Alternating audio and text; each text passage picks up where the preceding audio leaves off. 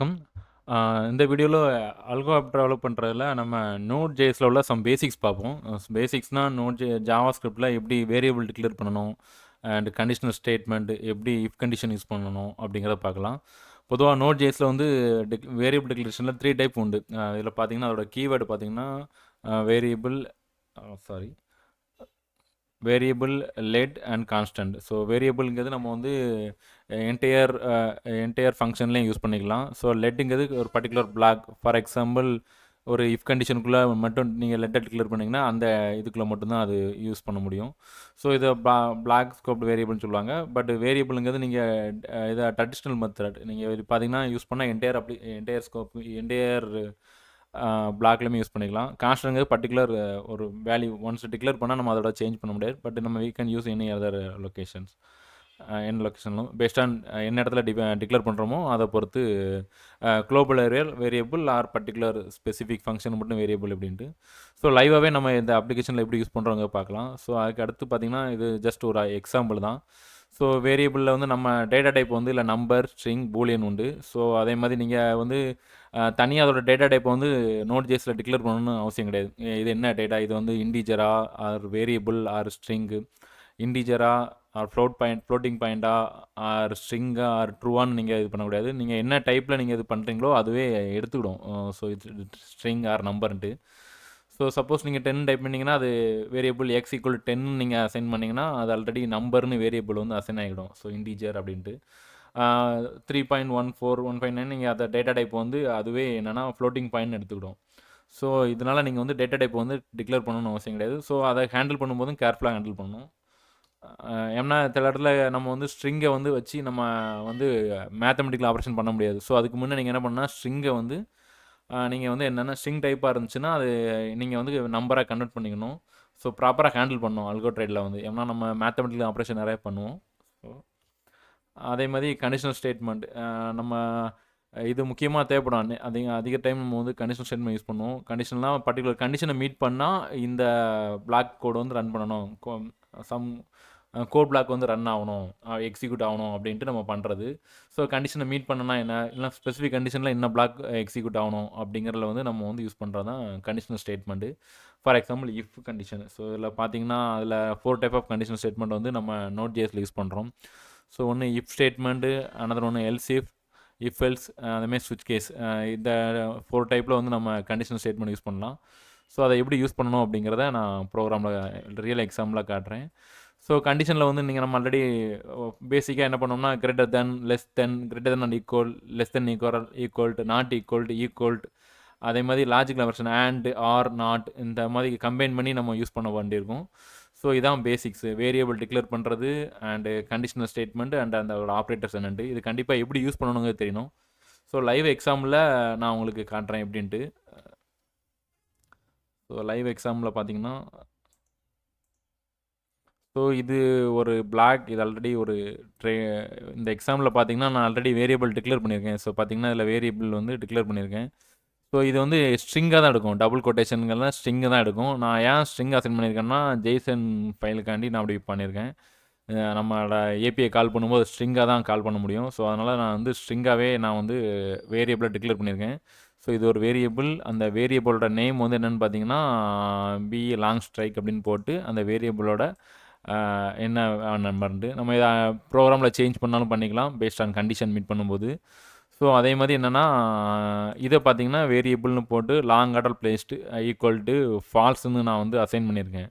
So அப்படின்னா அந்த variable வந்து என்னென்னா பூலியன் டேட்டா டைப்பாக இருக்கும். ஸோ வேரியபிள் வந்து ஸோ நான் இந்த மெயின் பிளாக்கில் வந்து இங்கே மேலேயே டாப்லேயே டிக்ளேர் பண்ணியிருக்கேன். வித்தின் என்ன பிளாக்குள்ளேயும் நான் டிக்ளேர் பண்ணல. ஸோ இது வந்து குளோபலாகவே வேரியபிளாக டிக்ளேர் பண்ணுறதுனால இந்த மெயின் ஃபங்க்ஷனுக்குள்ளே நான் குளோபலாகவே எங்கேனாலும் யூஸ் பண்ணிக்கலாம். இஃப் கண்டிஷனுக்குள்ளே ஆர் எனி அதர் பிளாக்கில். ஸோ நம்ம அதனால் டிக்ளேர் பண்ணுற பிளேஸும் ரொம்ப இம்பார்ட்டன்ட். ஸோ இதை வந்து நம்ம இங்கேயும் பண்ணிக்கலாம் ஆர்எல்ஸ் அதோட பாட்டம்லேயும் பண்ணிக்கலாம். ஸோ ப்ரோக்ராம் அதை வந்து எடுத்துக்கிடும் எங்கே பண்ணாலும். இதுக்குள்ளேயும் பண்ணிக்கலாம், இந்த இடத்துலையும் பண்ணிக்கலாம். ஸோ நீங்கள் வித்தின் இந்த கண்டிஷனுக்குள்ளே நீங்கள் டிக்ளேர் பண்ணிங்கன்னா ஸோ அந்த பிளாக்குள்ளே மட்டும்தான் அந்த வேரியபிள் வந்து அசைன் ஆகும். ஸோ அதனால் டிக்ளரேஷன் வந்து எந்த இடத்துல பண்ணுறோம் அப்படின்னு டிஃபைன் பண்ணுறதை வந்து நம்ம வந்து கேர்ஃபுல்லாக ஹேண்டில் பண்ணணும். ஸோ அதுக்கப்புறம் பார்த்தீங்கன்னா, இப்போ இஃப் கண்டிஷன் எப்படின்னு யூஸ் பண்ணுறேன்னு பாருங்கள். ஸோ இது வந்து இஃப் கண்டிஷன்ஸ். ஸோ ஆல்ரெடி என்னென்னா ஆர்டர் ப்ளேஸ் பண்ணியிருக்கேனான்னு பார்த்துருக்கேன். ஆர்டர் வந்து ப்ளேஸ் பண்ணியிருக்க முதல்ல அசைன் பண்ணியிருக்கேன். என்ன அசைன் பண்ணியிருக்கேன்னா ஃபால்ஸும் அசைன் பண்ணியிருக்கேன். ஸோ லாங் ஆர்டர் ப்ளேஸ் பண்ணியிருக்கேன்னு பார்த்தீங்கன்னா, லாங் ஆர்டர் ப்ளேஸ் நாட். இப்போ இதில் பார்த்தீங்கன்னா இதில் நாட் இந்த சிம்பிளை வந்து நம்ம நாட்டுக்கு யூஸ் பண்ணுறோம். இந்த ஆச்சரியக்குரிய சிம்பிள் வந்து நாட்டுக்கு சிம்பிளுக்கு இப்போ ஆல்ரெடி நான் உங்களுக்கு இந்த இதில் யூஸ் பண்ணிருக்கேன் பார்த்தீங்களா, இது வந்து not simple. So not operation, logical operation நாட்டில் வந்து யூஸ் பண்ணுறேன். ஸோ இப்போ நாட்டுன்னா ஃபால்ஸை வந்து நாட் பண்ணும்போது ட்ரூ ஆயிரும். ஸோ அதேமாதிரி லாங் பொசிஷன் கிரியேட்டட் அது வந்து ஆல்ரெடி நான் வந்து ஃபால்ஸ்னு டிக்ளேர் பண்ணியிருக்கேன். ஸோ இது ஃபால்ஸாக இருக்கும் ஃபஸ்ட் இனிஷியல் ப்ரோக்ராமில்.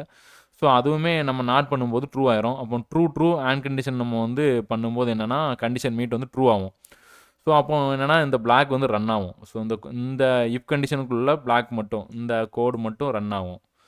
ஸோ இந்த கண்டிஷன் என்னன்னா நான் ஆர்டர் ப்ளேஸ் பண்ணலை, அந்த ஆர்டர் கிரியேட் ஆகலை, ஸோ அந்த ஆர்டர் எக்ஸிக்யூட் ஆகலை. ஸோ அப்போ என்னென்னா நான் ஆர்டர் ப்ளேஸ் பண்ணலாம். ஸோ அந்த கண்டிஷனை மீட் பண்ணுது இஃப் ஸ்டேட்மெண்ட்டில். ஸோ அதனால் இந்த பிளாக்குள்ளது வந்து நம்ம ரன் ஆகும். ஸோ அப்போ என்ன பண்ணுறேன்னா ஆர்டர் ஆல்ரெடி ப்ளேஸ் ஆகலை, ஸோ ஆர்டர் நான் ப்ளேஸ் பண்ணலாம் அப்படின்னு ஒரு கண்டிஷன் மீட் ஆகுது. ஸோ இந்த இஃப் கண்டிஷன் வரும்போது நான் வந்து என்ன பண்ணுறேன்னா, ஸோ மார்க்கெட் டேட்டாவை ரீட் பண்ணி அந்த ப்ரைஸ் எடுத்து அந்த ப்ரைஸில் வந்து நான் ஆர்டர் ப்ளேஸ் பண்ணுறேன். ஸோ பை ஆர்டர் ப்ளேஸ் பண்ணுறேன். ஸோ யூஸிங் ஏபிஐ இந்த ஃபங்க்ஷனை கால் பண்ணும்போது, இந்த அசிங்க்ரோனஸ் ஃபங்க்ஷனை கால் பண்ணும்போது இந்த இஃப் ஸ்டேட்மெண்ட்டுக்குள்ளே இருக்க கண்டிஷன் மீட் ஆகும்போது இந்த இஃப் ஸ்டேட்மெண்ட்டுக்குள்ளே பிளாக் வந்து ரன் ஆகும். ஸோ உங்களுக்கு கிளியராக பார்த்தா தெரியும். ஸோ இது இப்படி தான் நம்ம வந்து இந்த இஃப் கண்டிஷன் வேரியபிள் டிக்ளேர் பண்ணி இந்த கண்டிஷன்ஸை வந்து நம்ம வந்து ப்ரோக்ராம் எக்ஸிக்யூட் பண்ணணும். ஸோ இங்கே ஆண்ட் யூஸ் பண்ணுறேங்க. ஸோ இதே இது ஆர்டர் வந்து எக்ஸிக்யூட் ஆகிட்டு, ஸோ அப்படின்னா இந்த இதோட வேல்யூ வந்து நான் சேஞ்ச் பண்ணுறேன் பாருங்கள். இந்த லாங் ஆர்டர் பிளேஸ்ட்டை வந்து ஆல்ரெடி ஃபால்ஸ்ன்னு டிக்ளேர் பண்ணியிருக்கேன். இப்போ அதை வேல்யூ வந்து ட்ரூவாக ஃபேல்ஸ் பண்ணுறேன். இப்போ நெக்ஸ்ட் டைம் இந்த லூப்பில் வரும்போது அடுத்த டைமில் வரும்போது என்ன ஆகும்னா, இந்த ஆர்டர் திரும்ப இந்த கண்டிஷனுக்குள்ளே வராது. ஸோ வராதுங்கும் போது என்ன ஆகும்னா ஆர்டர் ப்ளேஸ் ஆகுது. ஸோ என்னென்னா ஆர்டர் மறுபடியும் ப்ளேஸ் ஆகாது. ஒன்ஸ் நான் ஆர்டர் ப்ளேஸ் பண்ணிட்டேன்னா திரும்ப ஆர்டர் ப்ளேஸ் ஆகாது. ஸோ இந்த மாதிரி ஆர்டரை கண்ட்ரோல் பண்ணுறதுக்கு உங்களுக்கு தெரியணும். எப்படி ஆர்டர் வந்து ஆர்டர் வந்து தேவையில்லாமல் ப்ளேஸ் ஆனால் உங்களுக்கு பெனால்ட்டி விழும். ஃபார் எக்ஸாம்பிள் உங்களுக்கு கேபிட்டல் கம்மியாக இருக்குது, இல்லைன்னா உங்களோட ஃபண்டுக்கு மேலே நீங்கள் ஆர்டர் ப்ளேஸ் பண்ணுறீங்க அப்படிங்கச்சில் உங்களுக்கு வந்து ஃபைன் விழும், பெனால்ட்டி விழும். ஸோ அதை அவாய்ட் பண்ணுறக்காண்டி என்னோடய ட்ரேடிங் சைஸ் வந்து அந்த சைஸுக்கு ஏற்றாப்புல அந்த ஆர்டர் ஃப்ளோவை மேனேஜ் பண்ணுறக்கு இந்த மாதிரி கண்டிஷன்ஸாக மீட் பண்ணி நம்ம வந்து டெவலப் பண்ணணும்.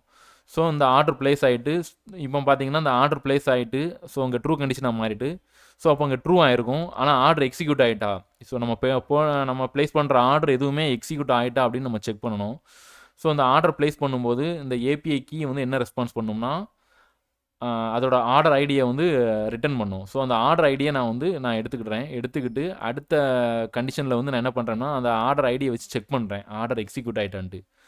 ஸோ அப்போ தான் ஆர்டர் எக்ஸிக்யூட் ஆனால் தான் அடுத்து நான் ஸ்கொயர் ஆஃப் ஆர்டர் ப்ளேஸ் பண்ண முடியும். ஸோ ப்ராஃபிட்டை வந்தும்போது அதை வந்து க்ளோஸ் பண்ண முடியும். ஸோ நான் அதனால் என்ன பண்ணுறேன்னா ஃபஸ்ட்டு ஆர்டர் ப்ளேஸ் பண்ணியாச்சு. ஸோ ஆர்டர் எக்ஸிக்யூட் ஆகிட்டான்னு நம்ம கன்ஃபார்ம் பண்ணணும். ஸோ இப்போ வந்து நான் கன்ஃபார்ம் ஆகலை, order not executed. So long position created வந்து நான் என்ன பண்ணுவேன்னா ஃபால்ஸ் ஸ்டேட்மெண்ட்டில் இருக்குது. ஃபஸ்ட் இனிஷியல் ஸ்டேஜில் வந்து ஃபால்ஸாக நான் அசைன் பண்ணியிருக்கேன்.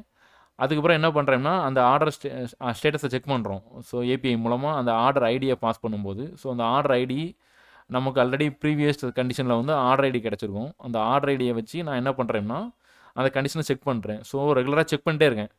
ஸோ இந்த எவ்ரி 8 செகண்ட்ஸ் அந்த டைமரை வச்சு அந்த டைம் ரெகுலர் இன்டர்வலில் நான் என்ன பண்ணுறேன்னா ஸோ அந்த ஆர்டர் ஐடியை வச்சு நான் செக் பண்ணிக்கிட்டே இருக்கேன். ஸோ செக் பண்ணும்போது ஒன்ஸ் ஆர்டர் எக்ஸிக்யூட் ஆகிட்டுனா அடுத்த ஸ்டேஜுக்கு போவோம். இப்போ பார்த்தீங்கன்னா ஆர்டர் ப்ளேஸ் பண்ணியாச்சு ட்ரூ கண்டிஷன். அப்புறம் ஆர்டரை என்ன பண்ணுறேன்னா எக்ஸிக்யூட் ஆகிட்டு ட்ரூ கண்டிஷன். இப்போ அடுத்த ஆர்டர், ஸோ என்ன பண்ணுறேன்னா அடுத்த ஆர்டரை பண்ணுறதுக்கு அடுத்த ஆர்டர் ப்ளேஸ் ஆகலை. ஸோ அடுத்த ஆர்டர் ப்ளேஸ் ஆகலைங்க கண்டிஷனில் வந்து திரும்ப இதே மாதிரி ப்ரோக்ராம் செக் பண்ணி என்னோடய ஆர்டர் ஃப்ளோ வந்து எக்ஸிக்யூட் ஆகிட்டே இருக்கும் இதே மாதிரி. ஸோ ஒன்ஸ் எல்லா ஆர்டரும் எக்ஸிக்யூட் ஆன பிறகு ட்ரேட் என்ட்ரி ஆகிட்டு, ஸோ அதுக்கடுத்து நம்ம எக்ஸிட் ஆகாத கண்டிஷன் மீட் பண்ணும்போது எக்ஸிட் ஆகும். ஸோ இந்த மாதிரி ஆர்டர் ஃப்ளோவை ப்ராப்பராக அல்கோவில் வந்து மேனேஜ் பண்ணணும். ஸோ அதுக்காண்டி இந்த கண்டிஷனல் ஸ்டேட்மெண்ட் யூஸ் பண்ணணும், இஃப் கண்டிஷன். ஸோ அதேமாதிரி இந்த வேரியபிள் டிக்ளரேஷன், அந்த லாஜிக், அந்த ட்ரூ, அந்த ஆண்ட் ஆப்ரேஷன், ஆர் ஆப்ரேஷன், இதெல்லாம் நீங்கள் கரெக்டாக லாஜிக்கல் ஆப்ரேஷனை யூஸ் பண்ண தெரியணும் வித் கண்டிஷன்ஸில். ஸோ இதெல்லாம் தெரிஞ்சுன்னா நீங்கள் வந்து அந்த ஆர்டர் ஃப்ளோவை கரெக்டாக மேனேஜ் பண்ணலாம். ஓகே, எதுவும் டவுட் இருந்தால் கமெண்டில் போடுங்க. ஸோ இந்த வீடியோ யூஸ்ஃபுல்லாக இருந்துச்சுன்னா கமெண்டில் சொல்லுங்கள். யூஸ்ஃபுல்லாக இருக்கும்னு நினைக்கிறேன். தேங்க்யூ ஃபார் வாட்சிங்.